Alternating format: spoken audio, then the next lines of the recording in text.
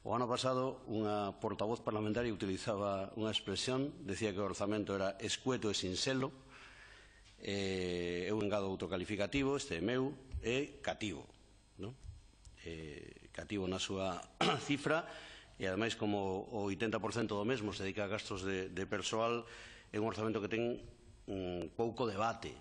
Eu non vou entrar aí, porque é escueto, sinxelo e cativo, só vou dar un dato, e é que o orzamento medra do Consello de Contas un 1,5%, e posiblemente a inflación no ano que ven estará no 2%, polo tanto, non só vai ter máis recursos, senón que vai ter menos recursos o ano 2018 que o ano 2017.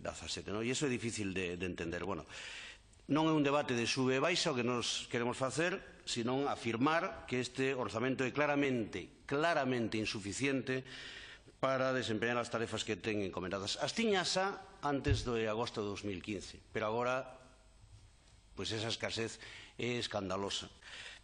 A corrupción é un dos problemas que máis se preocupa a cidadanía galega, así indican todas as sondaxes.